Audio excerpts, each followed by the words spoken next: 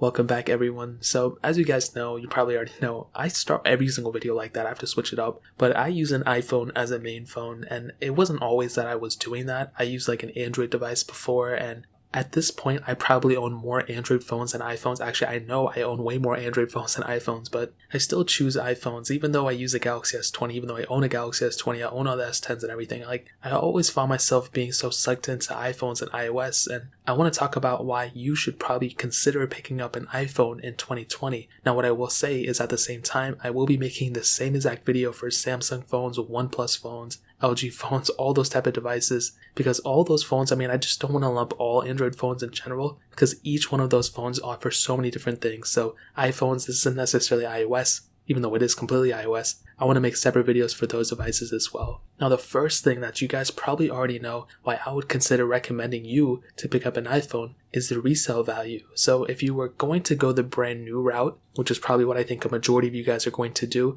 I would probably recommend picking up a brand new iPhone will almost always retain its value more so than picking up, a brand new other phone from a different manufacturer, such as an Android phone. And in this specific case, I looked at Samsung. LG phones are the worst. They depreciate so much. I don't know what is going on with them. And I love LG phones. I had an LG G2 for like a year and a half, and I love those phones a lot, but for some reason, those phones depreciate like crazy, so I didn't think it was going to be fair to compare those two right by. But consider this, the iPhone XS and the Galaxy S9 both came out in 2018, okay? Now, the Samsung Galaxy S9 on Amazon right now is selling for $266, where the iPhone XS right now is selling for $464, which is pretty insane. Now, some of you guys might say, oh, well, the iPhone XS was, later on in the year, and there's a couple months difference and this and that. Well, if that's the case, then I even looked at the Galaxy S10 prices on Amazon, and that phone, even though it's brand new, that phone came out in 2019. It wasn't brand new, but it came out later, several months later at that, and that phone is selling for $400. The Galaxy S10 is newer than the iPhone XS, but it's still cheaper than the iPhone XS, which is really insane to me. And the Galaxy S10 has more storage in it and everything. And I think the S10 offers more features and everything than the iPhone XS, but the resale value is something that is just so crazy. And that's just on Amazon. When you go on eBay and Craigslist and all these other websites, those websites show so much more difference in severity in those price differences. With the iPhone XS, I've been seeing those go for over $500 easy. The Galaxy S10s are still around $400-ish, sometimes even cheaper than that. Sometimes even $350 I've seen a couple of them for, which is pretty insane. So, and going on that same leg, you can buy a cheaper iPhone from, a couple years ago that will still technically last you longer than an Android, like such as a Galaxy S9. If you pick up a Galaxy S9 that came out in 2018, and you pick up like an iPhone 10 or an iPhone 7 Plus even that came out a little bit while ago, especially before the S9, those phones could potentially last you longer than the Galaxy S9, which is pretty insane. And when I mean longer, not even in terms of hardware and everything, but in terms of software as well, which I get into in a second. But for $266 with an S9, you can pick up an iPhone 8 on Amazon as well for around that same price. And again, the same exact thing goes. That phone could potentially last you longer than the S9. So, and even with Android phones, even with Samsung, we're always like, oh, will it go longer? Will it last longer? We don't know. Whereas on iOS side, we kind of already assume that it's going to be getting the next version because Apple loves supporting their phones, which is really cool. Now, another thing I saw, even comparing, with my S20 to my older iPhones and even my S10 to my older iPhones now, I noticed that, Galaxy phones and Android phones, and this is not something I noticed, it's been around for a while, but I firsthand noticed this just a couple months ago. It's Android phones slow down so much faster than iOS devices, especially iPhones, obviously. And I'll give you an example with my Samsung Galaxy S10. Last year, when I was comparing my S10 to my iPhone XS and iPhone XR and all those ones, the iPhone XS and XR were a little bit slower than the Samsung Galaxy S10 for sure. And it wasn't even a little bit, the S10 was flying by. But now when I went back again and compared them, and when my iPhone XS, both phones have gotten software updates, major ones, iOS 13 on iPhone XS, One UI 2 on the S10. And at the same time, like I said, the S10 is noticeably more glitchier. It might be still pretty fast, and it's not a slow phone, but I noticed my XS gave me a smoother experience, and I think it was faster in some cases too. So the S10 experience has definitely been a little bit more glitchier since I updated. And like I said, first time I bought it, it felt buttery smooth. Same thing with my S20. But I'm sure down the line, it'll probably get more and more glitchier as, the phones get updates and stuff. Whereas on the iOS side, it really doesn't bog down the phone that much, which is something that I should really, really point out. Now the other thing, okay, now this is a major one. This is the major one, but I saved it in the middle of this video because you guys probably hear it all the time. But software updates, I think every single thing I hit on this video has something to do with software updates in a way, and this is the most major thing about iOS versus so many other devices, you know what I mean? So this thing, you look at a phone like the iPhone 5S, that thing came out in 2013 and it's still getting software updates to this day, a full 7 years later. Granted, they're security updates, they're not major updates, but that does go to show how Apple is really trying to focus down and hone down on those specific aspects of these phones. They're not trying to go just push out hardware, great hardware at the time, and then move on to something else. Like, they really don't do that, which is something that's really, really awesome about them. And you look at a phone like an iPhone 10 or even an iPhone like 6S and an iPhone SE, those phones that came out in 2015 could potentially be getting the next major software version of software from Apple, which is iOS 14, and that's going to be a pretty crazy feat if they were able to do that. And the fact that they supported the 5S to iOS 12, this could potentially mean that the 6S could be getting iOS 14, and it's very, very crazy how this could be happening. And it's pretty crazy that Apple year after year supports their phones for such a long time versus a lot of Android manufacturers.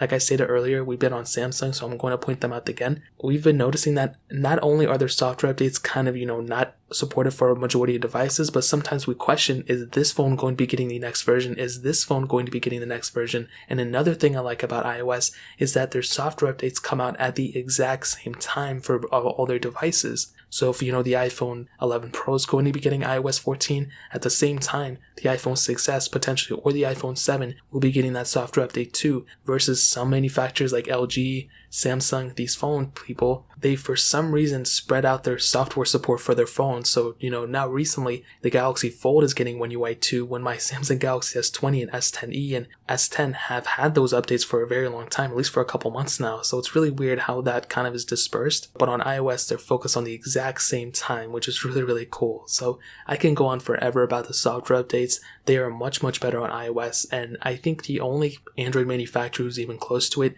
is probably OnePlus. But even then, I would still recommend iOS. I think iOS is so much better than Android in terms of software standpoint. Android is still really good too, but that pretty much covers up that software standpoint. But even going on further, the security updates, like I stated before, this is a pretty major deal. We look at a phone like the iPhone 5S and the iPhone 6.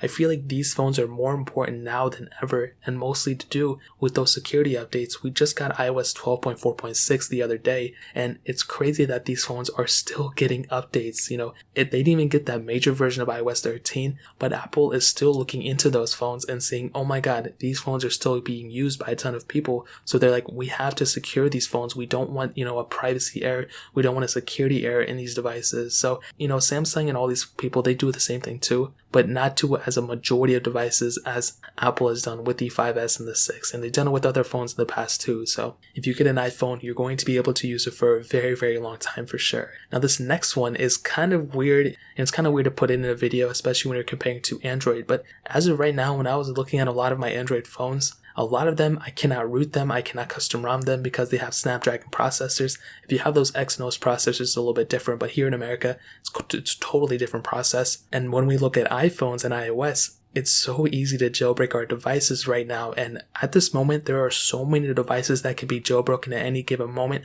that it is so crazy. And as of right now, I know it's kind of weird to say, but I think there are more mods available for iOS right now with the jailbreak tweaks and everything than Android devices. Now I see that covers all those Android devices, so it's not really fair, but for the major ones like I said, LG and Samsung and Huawei, sometimes these phones aren't really, for the most part, for American manufacturers, easy to be rooted and easy to be custom ROMmed.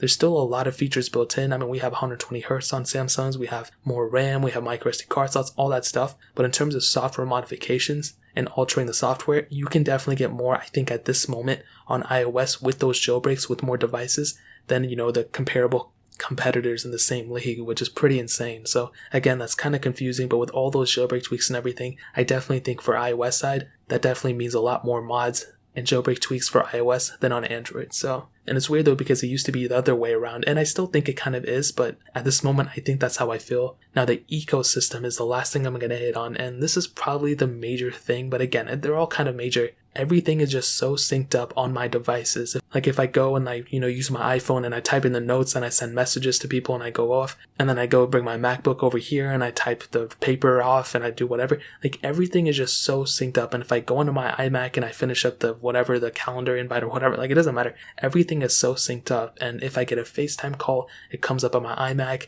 If I'm on my MacBook, if I get an iMessage, I can respond to it there if my phone's across the room. And everything is just so synced up. And that's something that I really, really do like. I don't have to, when I used to have an Android phone and a Windows PC, I always had to go and go on my Google Drive, and I couldn't text on people over there. I couldn't text my laptop at the time, and it was just really weird, I think. And when I have an iPhone, everything is just so synced up with my Apple Watch and everything, and it's just a seamless experience. Like, I want something that's the least amount of friction as possible, and an iPhone really does bring that to my life. So that kind of covers up a couple reasons as to why I think you should pick up an iPhone, at least why I would pick up an iPhone in 2020. If you want a list of the cheapest iPhones that I would recommend, I made a video yesterday talking about that, so I will leave that link down below. I just talk about some of my favorite cheapest iPhones that you can buy online. So that's really pretty much it. If you guys have any other questions or anything, leave it down in the comment section below. Hit the like button, that would mean so much, but definitely hit that subscribe button. Every single subscriber that we get really does count, so it means so much if you guys could hit that. Also check out the other links down in the description as well. My Twitter, my Instagram, my second channel, all those links are linked down below. I'd really appreciate if you guys could check it out. More importantly than everything else, I love every single one of you guys. Hopefully I'll catch you guys in the next video. Peace out till then.